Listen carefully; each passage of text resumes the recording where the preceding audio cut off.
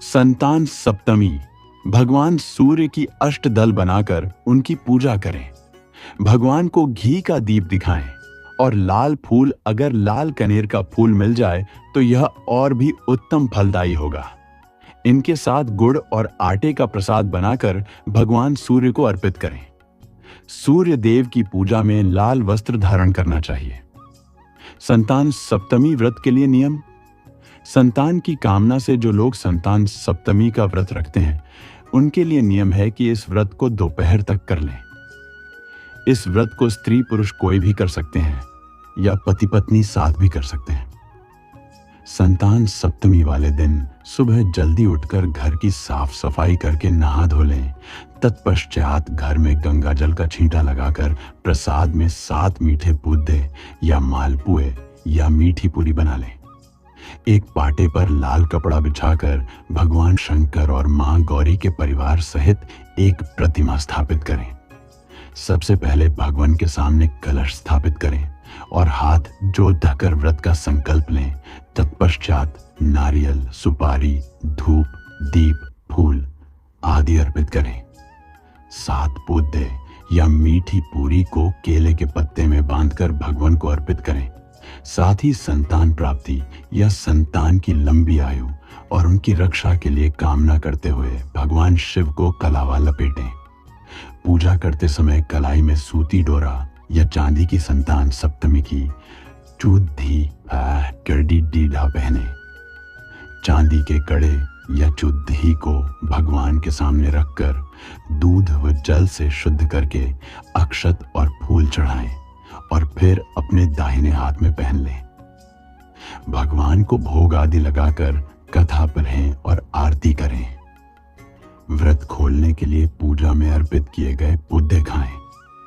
संतान सप्तमी व्रत की कथा। एक दिन महाराज युधिष्ठिर ने भगवान से कहा, हे प्रभु, कोई ऐसा उत्तम व्रत बतलाइए जिसके प्रभाव से मनुष्यों के अनेकों सांसारिक क्लेश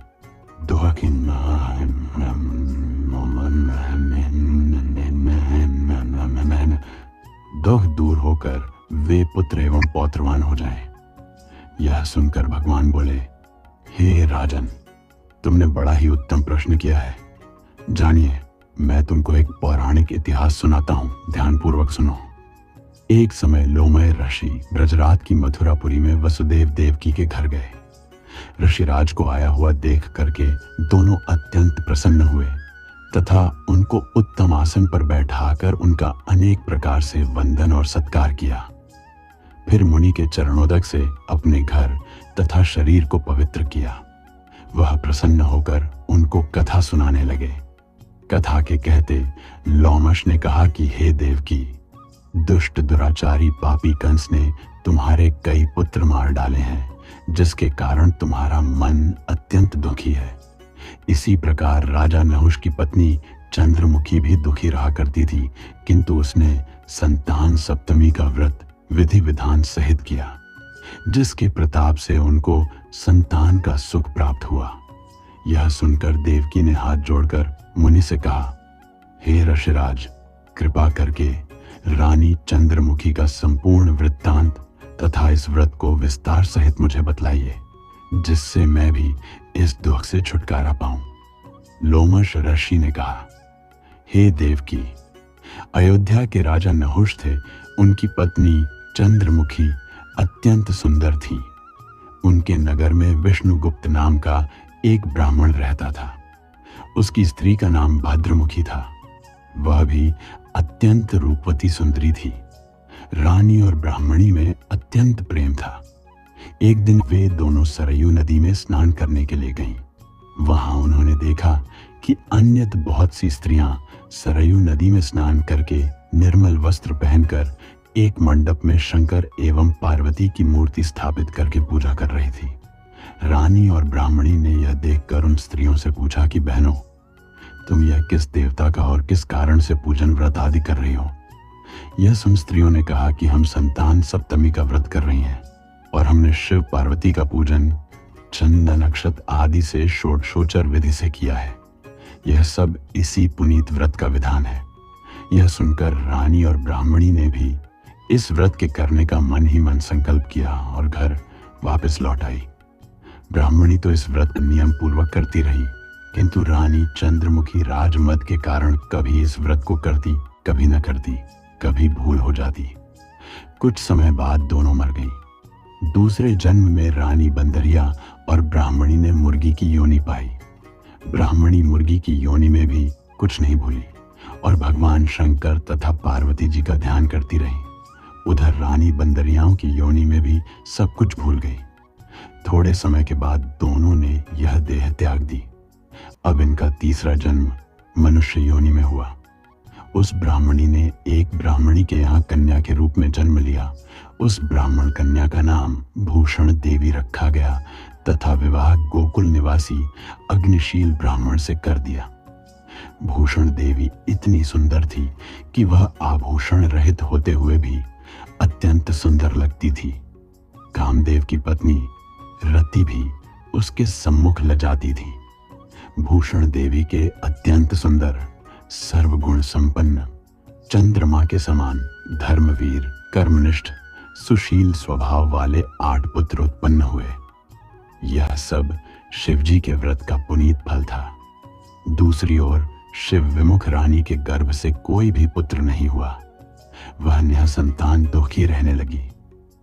रानी और ब्राह्मणी में जो प्रीति पहले जन्म में थी वह अभी बनी रही। रानी जब वृद्धावस्था को प्राप्त होने लगी तब उसके गूंगा बहरा तथा बुद्धिहीन अल्प आयु वाला पुत्र हुआ। वह 9 वर्ष की आयु में इस क्षण भंगुर संसार को छोड़कर चला गया। अब तो रानी पुत्र शोक में अत्यंत दुखी हो व्याकुल रहने लगी। दैवयोग से भूषण देवी ब्राह्मणी रानी के यहाँ अपने पुत्रों को लेकर पहुंची। रानी का हाल सुनकर उसे भी बहुत दुख हुआ, किंतु इसमें किसी का क्या वश। कर्म और प्रारब्ध के लिखे को स्वयं ब्रह्मा भी मिटा नहीं सकते। रानी कर्मच्युत भी थी, इसी कारण उसे दुख भोगना पड़ा।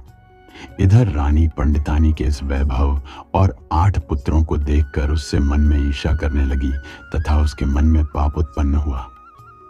उस ब्राह्मणी ने रानी का संताप दूर करके निमित्त अपने 8 पुत्र रानी के पास छोड़ दिए।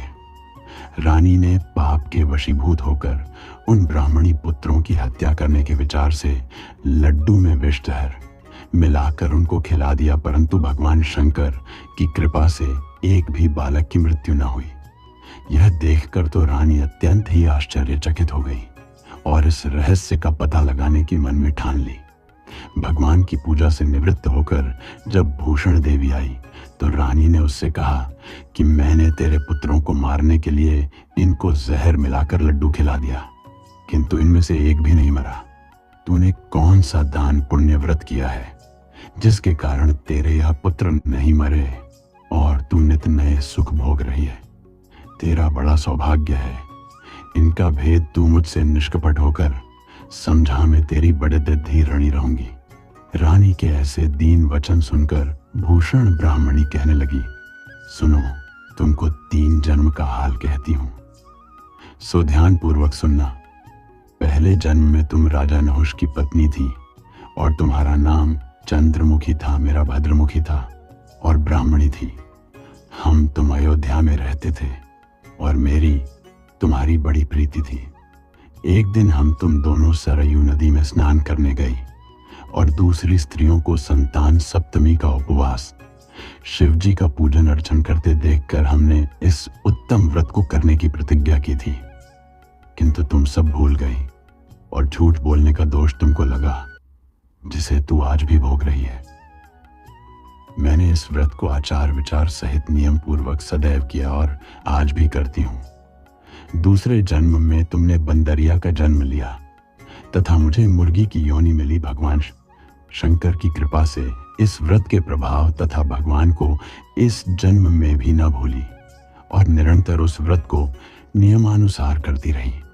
तुम अपने बंदरिया के जन्म में भी भूल गई। मैं तो समझती हूं कि तुम्हारे ऊपर यह तो भारी संकट है, उसका एकमात्र यही कारण है और दूसरा कोई इसका कारण नहीं हो सकता है।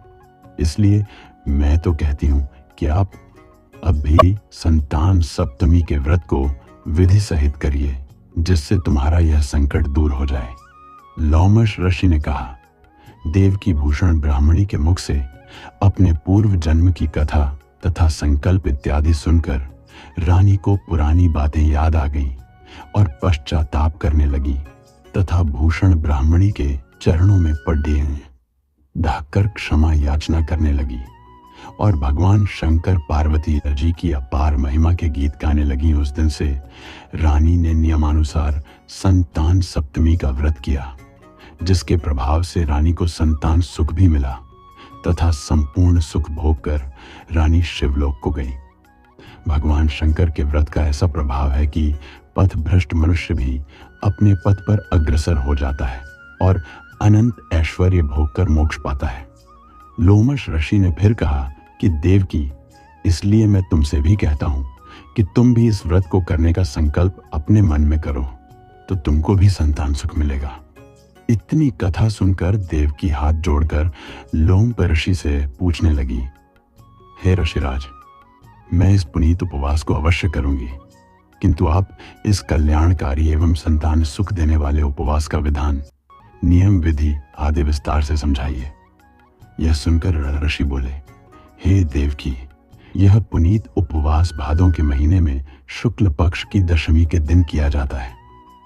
उस दिन ब्रह्म मुहूर्त में उठकर किसी नदी अथवा कुंड के पवित्र जल में स्नान करके निर्मल वस्त्र पहनने चाहिए। श्री शंकर भगवान तथा जगदम्बा पार्वती जी की मूर्ति की स्थापना करें।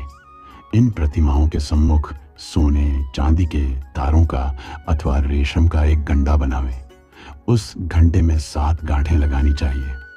इस घंटे को धूप, दीप, अष्टगंध से पूजा करके अपने में बांधे और भगवान शंकर से अपनी कामना सफल होने की प्रार्थना करें। तदंतर 7 पुआ बनाकर भगवान का भोग लगावें और 7 ही पुत्रे एवं यथाशक्ति सोने अथवा चांदी की अंगूठी बनवाकर इन सबको एक तांबे के पात्र में रखकर और उनका षोडशोपचार विधि से पूजन करके किसी सदाचारी, धर्मनिष्ठ, सत्पात्रा ब्राह्मण को दान देवे। उसके पश्चात 7 पुआ स्वयं प्रसाद के रूप में ग्रहण करें। इस प्रकार इस व्रत का पारायण करना चाहिए। प्रतिमाल की शुक्ल पक्ष की सप्तमी के दिन, हे देवकी, इस व्रत को इस प्रकार नियम पूर्वक से समस्त पाप नष्ट होते हैं और भाग्यशाली संतान उत्पन्न होती है तथा अंत में शिवलोक की प्राप्ति होती है। हे देवकी, मैंने तुमको संतान सप्तमी का व्रत संपूर्ण विधान विस्तार सहित वर्णन किया है। उसको अब तुम नियम पूर्वक करो, जिससे तुमको उत्तम संतान पैदा होगी। इतनी कथा कहकर भगवान आनंद कंद श्री कृष्ण ने धर्मावतार युधिष्ठिर से कहा कि श्री लोमश ऋषि इस प्रकार हमारी माता को शिक्षा देकर चले गए। ऋषि के कथनानुसार हमारी माता देवकी ने इस व्रत को नियमानुसार किया, जिसके प्रभाव से हम उत्पन्न हुए। यह व्रत विशेष रूप से स्त्रियों के लिए कल्याणकारी है, परंतु पुरुषों को भी समान रूप से कल्याणदायक है। संतान सुख देने वाला, पापों का नाश करने वाला यह उत्तम व्रत है, जिसे स्वयं भी करे और दूसरों से भी करावे। नियम पूर्वक जो कोई इस व्रत को करता है और भगवान शंकर एवं पार्वती की सच्चे मन से आराधना करता है, निश्चय ही अमर पद करके अंत में शिवलोक को जाता है।